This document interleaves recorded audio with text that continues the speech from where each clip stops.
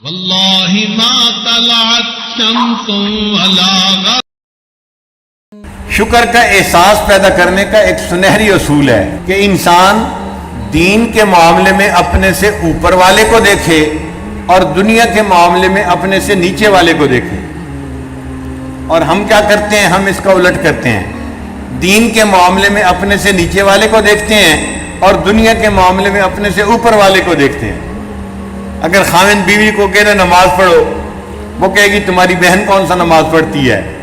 اپنی ماں کو کہو نا، وہ بھی تو نماز نہیں پڑھتی۔ اپنے سے نیچے والوں کو دیکھتے ہیں۔ اور اگر دنیا کا معاملہ ہو تو دیکھو ہمارے پاس تو سائیکل موٹر ہے، اور فلاں کے پاس تو گاڑی ہے، اور فلاں کے پاس تو 4x4 گاڑی ہے، اور اس سے بھی اونچی گاڑی ہے، اور فلاں کا گھر کتنا بڑا ہے۔ دنیا میں اپنے سے اوپر والے کو دیکھتے ہیں، دین میں نیچے والے کو دیکھتے ہیں۔ الٹا دل میں ناشکری پیدا ہوتی ہے۔ یہ شیطان کا ہتھکنڈہ ہے۔ ہمیں چاہیے کہ ہم ایسے کریں کہ دنیا کے معاملے میں اپنے سے نیچے والے کو دیکھیں، تو پھر احساس شکر پیدا ہوگا۔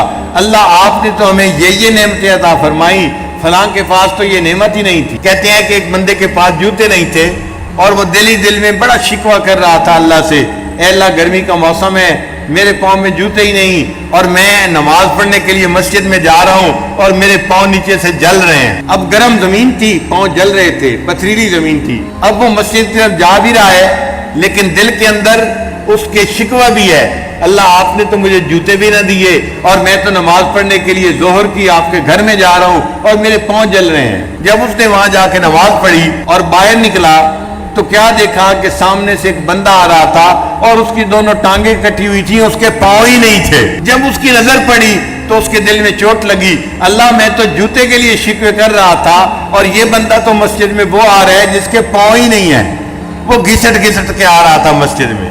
تو جب اس نے اس بندے کو دیکھا جس کے پاؤں ہی نہیں تھے، پھر احساس شکر پیدا ہوا اور اللہ کا شکر ادا کرنے لگ گیا۔ ایک آدمی کہتے ہیں کہ میں نے صحرا میں ایک بندے کو دیکھا، اس کی آنکھیں بھی نہیں تھیں، اس کے پاس کھانے پینے کی چیز بھی نہیں تھی، اور وہ بیمار بندہ بھی تھا، بہت بری حالت میں تھا، مگر اللہ کا شکر ادا کر رہا تھا۔ وہ کہتے ہیں کہ میں نے اس بندے کو کہا بھئی تیری آنکھیں بھی نہیں، اور تیری فلاں چیز بھی نہیں، فلاں چیز بھی نہیں، اور کھانے کو بھی تیرے پاس کچھ نہیں، اور تو ابھی بھی اللہ کا شکر ادا کر رہا ہے۔ اس نے کہا اے بطال، میں تجھے کیا بتاؤں، اللہ نے مجھے جو ایمان کی نعمت دی ہے، میں اس کا پوری زندگی شکر ادا نہیں کر سکتا۔ آنکھیں نہیں ہیں، کھانا نہیں ہے، ایمان تو اللہ نے دیا ہے نا، میں اس کا شکر کیسے ادا کروں؟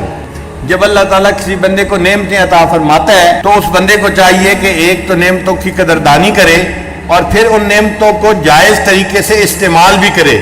بعض لوگوں کو دیکھا ہے کاروبار اچھا ہے، فیکٹری ہے، پیسہ ہے، اپنے بیوی بچوں پہ خرچ نہیں کرتے، بہت کنجوس مکھی چوس ہوتے ہیں۔ پتہ ہے مکھی چوس کنجوس کو کیوں کہتے ہیں؟ کہ اس کے کھانے میں مکھی آ گری تھی تو اس نے اٹھا کے باہر پھینکنی تھی، تو اس کو چوس کے اس نے پھینکا کہ اس کے ساتھ بھی سالن لگا ہوا ہے، اس لیے کنجوس کو مکھی چوس کہتے ہیں۔ تو اللہ کی نعمتیں ہوتی ہیں مگر یہ لوگ استعمال نہیں کرتے، نہ بچوں پر نہ بیوی پر۔ حالانکہ قیامت کے دن سب سے پہلا جو عمل نامہ اعمال میں تولا جائے گا وہ نان نفقہ ہوگا جو انسان اپنے بچوں کو دیتا ہے، اس کو تولا جائے گا سب سے پہلے۔ تو اگر اللہ نے نعمت دی ہے تو خرچ کرنے میں کمی نہیں کرنی چاہیے، اس کا ثواب ملتا ہے، اس کا اجر ملتا ہے۔